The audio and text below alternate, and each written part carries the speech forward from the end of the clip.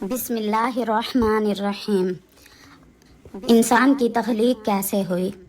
سورۃ بقرہ کی آیت نمبر 30 سے لے کر 39 تک اللہ تبارک و تعالی نے یہی واقعہ بیان فرمایا ہے۔ اللہ تعالیٰ نے فرشتوں کے سامنے ذکر فرمایا کہ میں ایک ایسی مخلوق کو پیدا فرمانے والا ہوں جس کو میں زمین کا نائب مقرر کروں گا، یعنی کہ میں زمین کا خلیفہ بناؤں گا۔ تو فرشتے عرض کرنے لگے کہ اے اللہ تبارک و تعالی، کیا آپ ایسی مخلوق پیدا فرمانا چاہتے ہیں جو زمین کے اندر خون ریزی کرے گی؟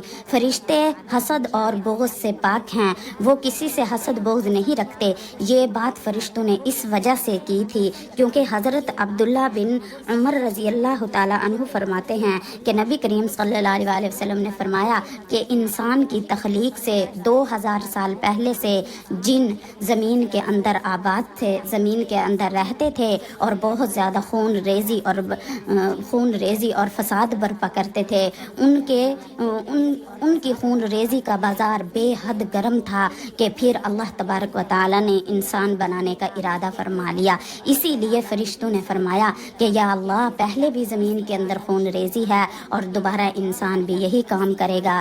لیکن اللہ تبارک و تعالی نے جواب دیا کہ اے میرے فرشتوں، جو تم جانتے ہو، جو میں جانتا ہوں، وہ تم کبھی نہیں جان سکتے۔ اللہ تعالی نے اس کے بعد فرشتوں کو بھیجا، فرشتے زمین پر آئے اور انہوں نے آ کر جنوں کو پہاڑوں اور سمندروں کی طرف دھکیل دیا اور انسانوں کے لیے زمین کو پاک کر دیا، اور جو جانور تھے ان کو جنگلوں کی طرف دھکیل دیا۔ کہتے ہیں اس کے بعد اللہ تبارک و تعالی نے فرشتوں کو حکم دیا، یعنی جبرائیل امین کو حکم دیا کہ جا زمین سے مٹی اٹھا کر لے کر آ۔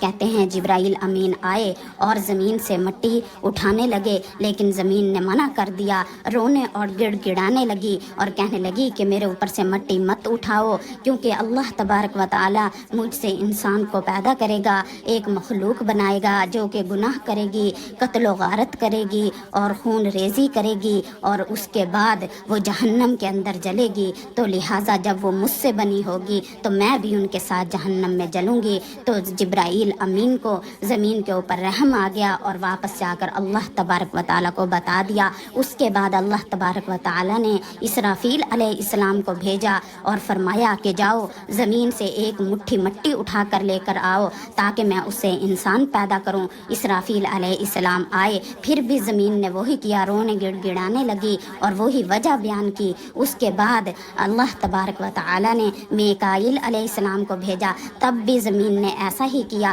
پھر اللہ تعالی نے اسرائیل علیہ السلام کو بھیجا، اسرائیل علیہ السلام آئے اور زمین گڑ گڑاتی رہی، روتی رہی، مٹی اٹھا کر لے گئے اور کہنے لگے میرے لیے اللہ کا حکم سب سے زیادہ ضروری ہے، اور جا کر اللہ تبارک و تعالیٰ کو مٹی دے دی۔ تو اللہ تبارک و تعالیٰ نے انہی کے سپرد روحیں نکالنے کا کام سپرد کر دیا، کیونکہ فرمایا کہ یہ سخت دل ہے اور یہی یہ کام کر سکتا ہے۔ انہی کے ذمے انسان کی روحیں نکالنا لگ گئی۔ اس کے بعد اللہ تبارک و تعالیٰ نے اس مٹی سے حضرت آدم علیہ السلام کو پیدا فرمایا۔ کہتے ہیں کچھ دن تک گارا ایسے پڑا رہا، وہ چپکتی ہوئی مٹی بن گئی۔ پھر اللہ تبارک و تعالیٰ نے اس سے حضرت آدم علیہ السلام کی صورت بنائی، اور وہ صورت، پھر وہ ڈھانچہ 40 سال تک ایسے ہی پڑا رہا۔